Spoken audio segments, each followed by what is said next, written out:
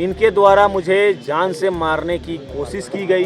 साथ ही साथ वहाँ पे पीके मिश्रा जी हैं जो डीएसपी हैं, इन दोनों के सहमति से मुझे जान से मारने की वहाँ पे कोशिश की गई। बस मेरी गलती यही थी कि मैं वहाँ प्रोटेस्ट करने नहीं था, तो शरीर के निचले हिस्से पे मारने चाहिए थी, लेकिन उन्होंने जानबूझकर मेरे सर पे मारने का काम किया। जिस तरह से तो सदन में उठाने का काम किया, दर्द को वहाँ पे बयां करने का काम किया कि किस तरह से बेरहमी से वहाँ के झारखंड के जो पुलिस पदाधिकारीगण हैं, वहाँ पे जो ये गणेश यादव जी हैं, जो हम लोग के द्वारा हम लोग के ऊपर लाठीचार्ज करके हमें निर्भय तरीके से मारने की कोशिश किया गया।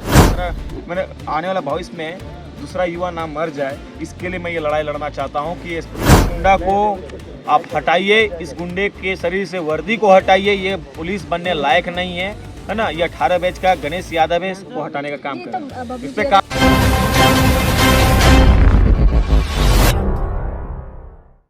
नमस्कार, मैं वंदना और आप देख रहे हैं न्यूज़ रांची में। इस वक्त हमारे साथ जिंदा बबलू महतो जी मौजूद है बातचीत के लिए। आप सोच रहे हो कि मैं जिंदा क्यों बोल रही हूँ, आपको बता दें इसलिए कह रही हूँ क्योंकि 16 मार्च को जिस तरह से बबलू महतो पे प्रहार किया गया था, तो इनकी जान भी जा सकती थी। प्रशासन के द्वारा बबलू महतो पे प्रहार किया जाता है। आपको बता दें सिर्फ इनकी गलती बस यही रहती है कि जो जेटेट के अभ्यर्थी है उनके समर्थन में जाते हैं और प्रदर्शन करते हैं। ऐसे में प्रशासन के द्वारा इन पर प्रहार किया गया था। आप देख सकते हैं इस वक्त हमारे साथ बबलू महतो जी है, जो कि इनके सर पे बहुत ही गहरा चोट लगा है, इनके हाथ में भी बैंडेज लगे। इसलिए मैं बार बार बोल रही हूँ कि इसलिए बबलू महतो को मैं बोल रही हूँ कि जिंदा बबलू महतो हमारे साथ बातचीत के लिए मौजूद है। सीधा इनसे ये बात करते हैं, जानते हैं क्यों आज ये काफ़ी ज़्यादा गुस्सा में भी है। और इनसे बात करते जानते हैं उस दिन क्या कुछ हुआ था। बबलू महतो जी, सबसे पहले आपका हमारे चैनल में स्वागत है। बहुत बहुत धन्यवाद, सभी को झारखंडी जोहार भी, और बहुत बहुत धन्यवाद और आपका आशीर्वाद के लिए कि आज बबलू महतो आप लोगों के बीच में है। जी, आप क्या हुआ था? आप बहुत ज़्यादा गुस्सा में भी लग रहे हैं। आप उस दिन 16 मार्च को अभ्यर्थियों के समर्थन में गए थे और आप पे इस तरह से प्रहार किया गया।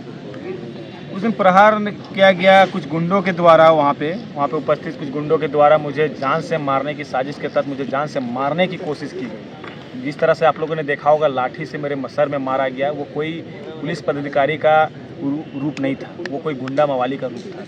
और कोई भी लाठीचार्ज करने से पहले, कोई भी प्रशासनिक लोग लाठीचार्ज करने से पहले, कोई आंदोलन को रोकने से पहले वहाँ पे पहले उन लोगों को वार्निंग दी जाती है। वहाँ पे कोई वार्निंग नहीं दी गई। दूसरी बात, अगर मारना ही था तो शरीर के निचले हिस्से पे मारने चाहिए थी, लेकिन उन्होंने जानबूझकर मेरे सर पे मारने का काम किया। जिस तरह से कोई जानवर को मारा जाता है उस तरह से मुझे मारने का काम किया गया। मेरी बस यही गुनाह थी कि मैं अपनी हक अधिकार की बात करने के लिए गया था। मेरी सिर्फ यही गुनाह था कि मैं रोजगार की बात करने के लिए गया था। मेरी बस गुनाह यही थी कि मैं सरकार के खिलाफ बात करने के लिए गया था। उसमें वहाँ के प्रशासन के लोगों को तकलीफ हो गई। जी, आप वहाँ पे गए थे, आप अभ्यर्थियों के समर्थन में गए थे। जब ये वहाँ पे जो आपके ऊपर प्रशासन ने प्रहार किया, तो क्या आपने अभी तक उस पर शिकायत दर्ज की नहीं? कि आपको पता चला क्या कौन से प्रशासन ने आप पे प्रहार किया था? जी हाँ, ये है गणेश यादव, जो कि विधानसभा थाना के प्रभारी हैं, है ना, लेकिन गुंडा है ना। इनके द्वारा मुझे जान से मारने की कोशिश की गई। साथ ही साथ वहाँ पे पीके मिश्रा जी हैं जो डीएसपी हैं, इन दोनों के सहमति से मुझे जान से मारने की वहाँ पे कोशिश की गई। बस मेरी गलती यही थी कि मैं वहाँ प्रोटेस्ट करने के लिए गया था। मेरी गलती बस यही थी कि मैं हेमंत सोरेन हाय कर रहा था। मेरी गलती सिर्फ यही थी कि मैं हेमंत सोरेन को चोर कह रहा था। चोर इसलिए कह रहा था क्योंकि हमारे झारखंड को बेचने का काम कर रहे हैं, हमारे झारखंड के युवाओं के भविष्य के साथ वो खेलने का काम कर रहे हैं, हमारे झारखंड के बच्चों का भविष्य को वो उजाड़ने का काम करे। इसलिए मैंने उसके खिलाफ नाराबाजी करने का काम किया। अगर मैं गलत हूँ तो मैं गलत ही सही। जी, तो आपने एफआईआर दर्ज किया? जी हाँ, मैं एफआईआर दर्ज करने के लिए मैं उसी के थाने पे गया, वहीं के प्रभारी को मैं देख के आया हूँ कि ये लीजिए मेरा आवेदन, ये रहा मेरा सना, हम एफआईआर दर्ज करने के लिए जा रहे हैं। मैं वहाँ सिर्फ नहीं, वहाँ पे मैं एसडीएम को भी दूंगा, एसडीओ को भी दूंगा, महामहिम सभी आग्रह करूंगा कि इसमें जल्द से जल्द कार्रवाई हो। सदन में भी मेरी बात उठी। बाबूलाल मरांडी जी को मैं धन्यवाद देना चाहता हूँ, तहे दिल से धन्यवाद देना चाहता हूँ कि आपने छात्रों का आवाज को सदन में उठाने का काम किया, दर्द को वहां पे बयां करने का काम किया कि किस तरह से बेरहमी से वहां के झारखंड के जो पुलिस पदाधिकारीगण हैं, वहां पे जो ये गणेश यादव जी हैं, जो हम लोग के द्वारा हम लोग के ऊपर लाठीचार्ज करके हमें निर्भय तरीके से मारने की कोशिश किया गया, तो इसके खिलाफ वहाँ पे बात को रखी गई। तो मुझे लगता है, आशा है कि हमें जो न्याय मिलेगा, बबलू महतो को न्याय मिलेगा, इस फटा हुआ सर का न्याय मिलेगा। ये सर सिर्फ बबलू महतो का नहीं फटा है, झारखंड का तमाम वो छात्र का है, छात्र का फटा है जो पढ़ाई कर रहे हैं, जो पढ़ाई करके अपना नौकरी पाना चाहते हैं, रोजगार करना चाहते हैं, जो आगे बढ़ना चाहते हैं, उन सभी का ये सर फटा है, उन सभी का ये खून बहा है। तो वहाँ पे एसडीओ भी मौजूद थे, उसके बाद आपको नहीं लगता है कि एक एसडीओ के सामने ऊपर से सरेआम पब्लिक के सामने इस तरह से प्रहार करना, तो क्या उनको इतना ज़्यादा उनको प्रशासन मतलब पब्लिक की सेवा की होती है तो इतना ज़्यादा उनको ताकत है? तो ये तो उनको समझनी चाहिए और जनता को समझ दिख रही है कि किस तरह से झारखंड के पुलिसकर्मी आतंक मचाए हुए हैं, किस तरह से झारखंड के पुलिसकर्मी झारखंड के युवा ये जनता के साथ शासन कर रही है।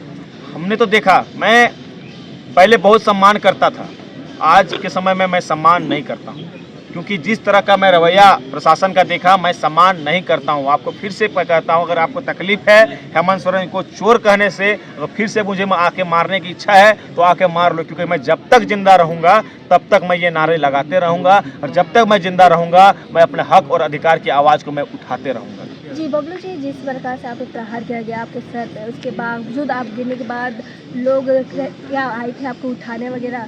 हमारे साथीगण थे, मैं तो खुद उठ गया था, मुझे मारा, जब मैं जमीन में गिरा फिर तुरंत मैं उठ के, क्योंकि मैं शुरू से थोड़ा रहा हूँ, मैं उठ के फिर से लड़ने के लिए गया कि मैंने आओ तो और मारो। मतलब आप जब आपको चोट लगा तो आप हॉस्पिटल वगैरह नहीं गए, डायरेक्ट फिर से उनसे आपने अपने जवाब देना शुरू कर दिया?